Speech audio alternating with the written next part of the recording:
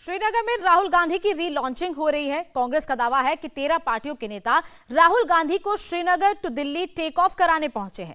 कांग्रेस ने 23 पार्टियों को न्योता दिया था, मगर 13 पार्टियों के नेता ही वहां पर आए हैं। यानी राहुल गांधी ने जो सोचा था वैसा बिल्कुल नहीं होने जा रहा है।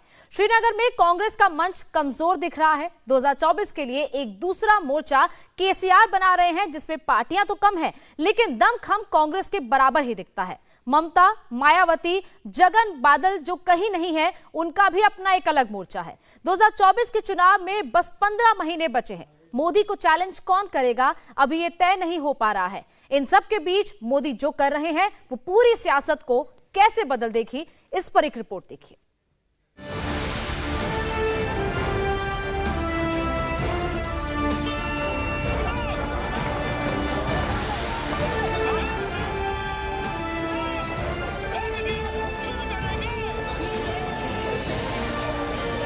ये जूस और आइसक्रीम शॉप चलाते हैं और हर महीने 3 लाख तक कमाते हैं। आपको शुरू करना है, इनसे सीखना है तो फ्रीडम ऐप को अभी डाउनलोड कीजिए।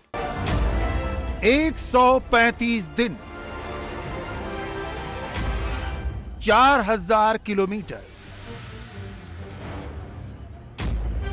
कन्याकुमारी से कश्मीर,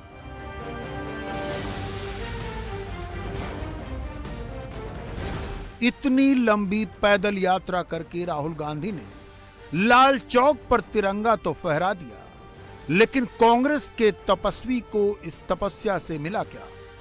राहुल गांधी के हाथ में आया क्या?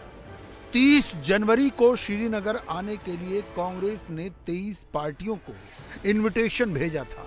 इनमें से 10 पार्टियों ने कांग्रेस को पहले ही थैंक यू बोल दिया। 23 पार्टियों को निमंत्रण दिया गया है। 23, 21 नहीं, 23 पार्टियों को कांग्रेस अध्यक्ष मल्लिकार्जुन खड़गे जी ने लिखा है, निमंत्रण दिया है कि श्रीनगर आइए 30 तारीख को और हम बैठेंगे। ये अंतिम कार्यक्रम होगा भारत जोड़ो यात्रा का। कांग्रेस प्लस G23 बनाने के लिए निकले राहुल गांधी के पास G13 का ही सहारा बचा है।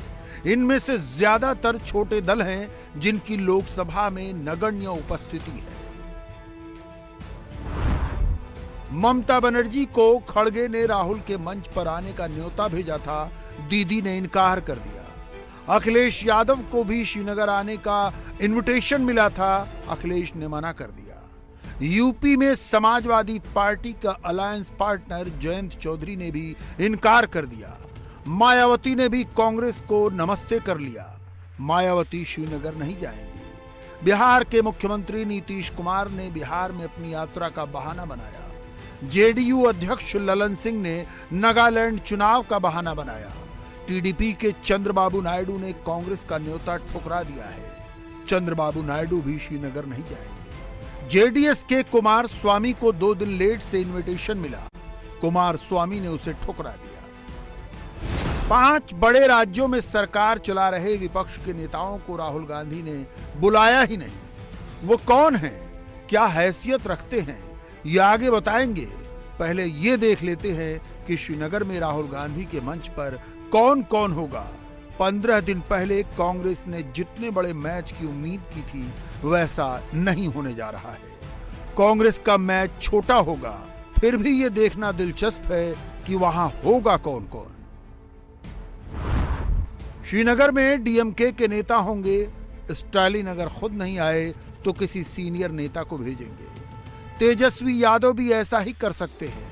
फारूक अब्दुल्ला और उमर अब्दुल्ला दोनों को खड़गे का न्योता मिला है, दोनों आ सकते हैं। श्रीनगर में राहुल गांधी के साथ महबूबा मुफ्ती भी होंगी। एनसीपी के शरद पवार या तो खुद आएंगे या अपना नुमाइंदा भेजेंगे। उद्धव ठाकरे की शिवसेना का भी एक नेता श्रीनगर में होगा। झारखंड के सीएम हेमंत सोरेन की पार्टी जेएमएम भी भारत जोड़ो यात्रा में शामिल होगी। जो ऑपोजिशन यूनिटी आती है वो बातचीत के बाद, कॉन्वर्सेशन के बाद, एक विजन के बाद आती है। और ये कहना कि ऑपोजिशन बिखरी हुई है, ये सही नहीं है। जरूर ऑपोजिशन में डिफरेंसेस हैं, जरूर ऑपोजिशन में बातचीत होती है, बट ऑपोजिशन एक साथ लड़ेगी, एक साथ खड़ी होगी और विचारधारा की लड़ाई है। जो एक तरफ आरएसएस बीजेपी वाले हैं और दूसरी तरफ नॉन आरएसएस बीजेपी की फोर्सेस हैं। राजनीति की मुख्यधारा से कटकर हाशिए पर आ चुकी कांग्रेस की एकमात्र कोशिश ये है कि वो एंटी मोदी मोर्चा की धुरी बन जाए। राहुल गांधी चाहते हैं कि मोदी के खिलाफ मैदान में वही सबसे आगे दिखे, लेकिन धुरी बनने की लड़ाई में भी राहुल टिक नहीं पा रहे। तेलंगाना के सीएम के चंद्रशेखर राव जल्द ही विपक्ष की दूसरी रैली करने जा रहे हैं, जिसमें जेडीयू के ललन सिंह शामिल हो सकते हैं। आरजेडी के तेजस्वी यादव भी जा सकते हैं। अखिलेश यादव और अरविंद केजरीवाल पहले से ही केसीआर के साथ तालमेल करके चल रहे हैं और असदुद्दीन ओवैसी तो केसीआर के साथ हैं ही, यानी केसीआर भी करीब करीब उतनी ही बड़ी फोर्स बना चुके हैं जितनी बड़ी फोर्स राहुल गांधी श्रीनगर में दिखाने वाले हैं।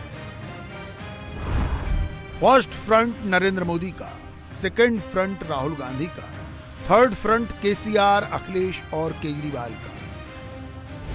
इन तीन के अलावा एक और फ्रंट है जो अभी किसी के साथ नहीं है। जगन मोहन रेड्डी की वाईएसआर कांग्रेस, नवीन पटनायक की बीजेडी, शिरोमणि अकाली दल बादल को कांग्रेस बीजेपी की बी टीम कहती है। इसके अलावा ममता बनर्जी की टीएमसी और मायावती की बीएसपी अभी न तो एनडीए के साथ हैं, न यूपीए के साथ, न ही थर्ड फ्रंट के साथ। इनका फोर्थ फ्रंट या चौथा मोर्चा माना जा सकता है। कुल मिलाकर 24 की सियासी पिक्चर ऐसी ही बनती है। 24 के चुनाव में 15 महीने बचे हैं। देश भर में करीब 30 नेशनल और रीजनल पार्टियां हैं। उनके 4 मोर्चे दिख रहे हैं। इन्हीं में से कोई प्रधानमंत्री निकलेगा।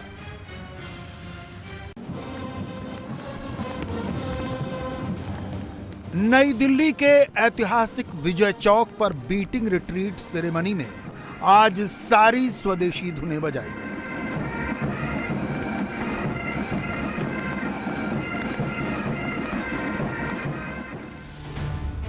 बीटिंग रिट्रीट सेरेमनी शुरू होने से करीब 24 घंटा पहले राष्ट्रपति भवन में ये हुआ।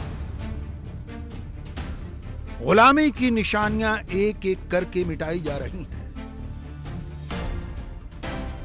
नरेंद्र मोदी ने पहले नेशनल वॉर मेमोरियल बनाया, फिर राजपथ को कर्तव्य पथ बनाया।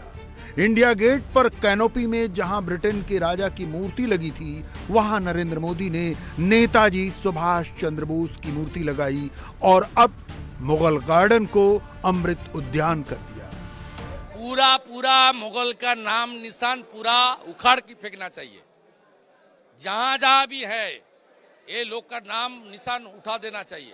इतना हिंदू को कातिल किया देश में, इतना मंदिर को नष्ट किया, हमारा हेरिटेज को तजनज किया। इसका नाम निशान ढूंढ ढूंढ के पूरा देश में, मुगल गार्डन से नहीं, ढूंढ ढूंढ के गांव-गंज नगर जहां है वहां से मुगल का नाम निशान जितना है सब हटा देना चाहिए। और भाजपा सरकार यहाँ बंगाल में आएगा तो एक हफ्ता के बीच अंग्रेजों का नाम और मुगल का नाम निशान हम लोग उखाड़ के फेंकेंगे। नरेंद्र मोदी ने राष्ट्रवाद, हिंदुत्व और वेलफेयर का जो कॉम्बिनेशन बनाया है वो 2024 तक यूं ही आगे बढ़ता रहेगा।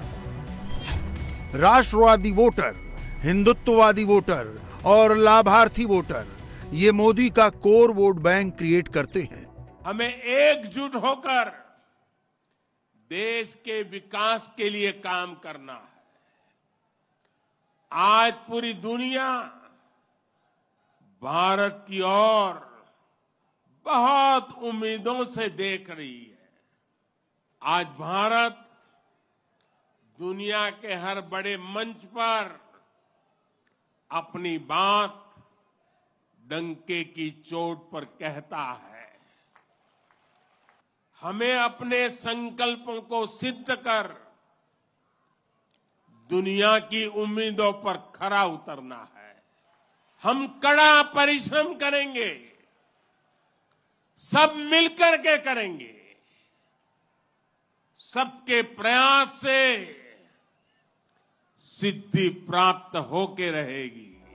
नरेंद्र मोदी से लड़ने के लिए विरोधी जातिवादी वोटर के सहारे हैं। ये जूस और आइसक्रीम शॉप चलाते हैं और हर महीने 3 लाख तक कमाते हैं। आपको शुरू करना है, इनसे सीखना है तो फ्रीडम ऐप को अभी डाउनलोड कीजिए। नीतीश कुमार और तेजस्वी यादव बिहार में जाति जनगणना करके ओबीसी वोट गिन रहे हैं। अखिलेश यादव भी उत्तर प्रदेश में जाति जनगणना कराने की डिमांड कर रहे हैं। महाराष्ट्र में यही मांग शरद पवार की पार्टी एनसीपी कर रही है। कर्नाटक में एचडी देवेगौड़ा और कुमार स्वामी भी जाति जनगणना के पक्ष में हैं। जाति जनगणना के पीछे क्या है ये भी समझ लीजिए। मंडल कमीशन ने 1980 में अपनी रिपोर्ट दी थी। उसमें देश भर की 3000 जातियां पिछड़ी जातियों में मानी गई थी और देश भर में इनकी आबादी 52% बताई गई थी। 2006 में नेशनल सैंपल सर्वे ऑर्गेनाइजेशन की रिपोर्ट में ओबीसी आबादी 41% बताई गई। मंडलवादी नेता पहले जाति गिनेंगे, फिर आरक्षण बढ़ाने के लिए लड़ेंगे। ऐसा करके वो पिछड़ा वोटों पर अपना दावा मजबूत करना चाहते हैं। बीच बीच में वो हिंदुत्व पर चोट करके खुद को एक्सपोज करते रहते हैं। इंडिया टीवी हर वक्त हर जगह डाउनलोड करने के लिए सर्च करें India TV news Google play store या ऐप स्टोर पर।